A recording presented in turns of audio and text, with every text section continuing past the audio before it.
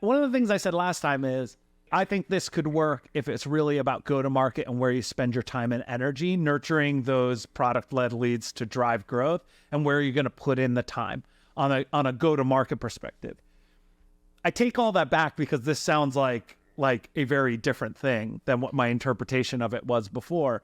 And, for instance, to Elena's point, at Slack, at IPO, one of our core stats was that 97% of our 100K plus enterprise deals started as free product-led growth teams signed up to the product. Something like 65% had paid PLG small teams before we engaged them at all with the sales team. Like, the fuel for the enterprise business was the PLG. It wasn't like, oh, SMBs sign up here and enterprises come talk to sales and go top down. That's just like not how these businesses work. And so the idea that you can just like split it and keep all the good stuff and, lose all the bad stuff is sort of, I think, naive, honestly. Yeah. But can we also talk about the product? Mm-hmm. Like, their product, I see so many spin-up companies on top of Airtable that cater to SMBs, freelancers, agencies, because that's where Airtable has the most traction. What is their enterprise offering? I would appreciate if this announcement came with like a big feature release, big like up-leveling of the solution.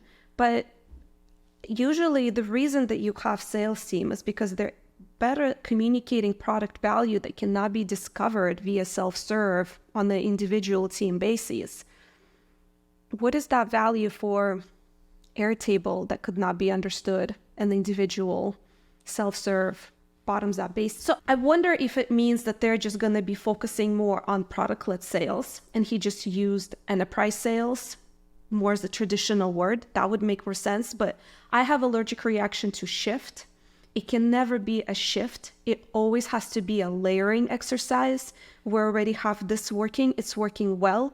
We've innovated on it. We're now going into optimization zone on PLG, and now we're layering sales component on it. And we really want to create an ownership and enterprise segment. I will be all over that. Go for it. It's evolution of every single company. It's layering additional growth motions on top of your existing ones. That's what everybody has to do. Otherwise, you create an opportunity for competitive disruption of somebody who will come in through that growth motion. So they should be doing sales. We're not saying they shouldn't do sales. They should be doing a shit ton of sales right now, efforts and sales-led motion. But to shift away from PLG, to me, it's like biting the hand that feeds you. Can you go a little bit deeper on that? Because I think what you're describing here, I was going to ask you the question, well, what's the alternative? What's the alternative move here? And I think what you're describing is a layering motion versus a shifting motion. And so I'm interested, like, if you were in there, what would be your first steps towards this layering motion as part of it? So Airtable arguably started as a pure PLG motion. Just sign up, freemium, self-serve purchase, probably very little marketing, although they do have good, I think, educational components to it, but it's pure as PLG. That does not survive for too long. Nobody should be in the pure PLG for much longer after product market fit. You should stabilize your loops of what's working for you, and then you should start thinking about layering. The next layer usually comes marketing.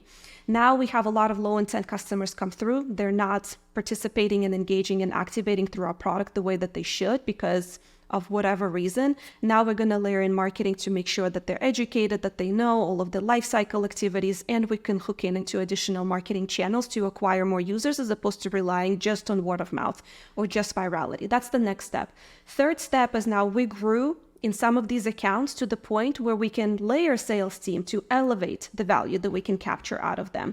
So we can sell the overall company-wide coverage or licensing deals. And self-serve really peaks out at about 10K on a subscription basis. It can be much higher on ad hoc transactional basis, but there's limits to self-serve credit card processing. So then, and also after you start getting over 10K, companies want POs and processes to like approvals and so on. So it helps to have sales team to like put all of the pieces together, deliver it to them, and capture that value back. So that's the third step. You start layering in sales, monetizing your existing usage, because you already work through all of the levels of complexity of the problem.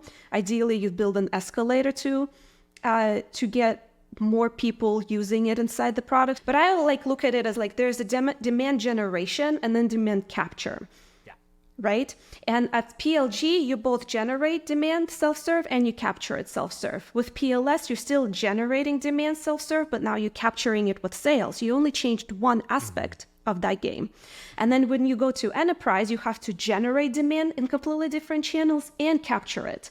So like change one thing in that puzzle first and elevate until you're ready to change both demand generation and demand capture. Because if you're not able to capture demand very effectively on top of your PLG, why would you believe that you have ability to capture it just cold top-down lead in the market?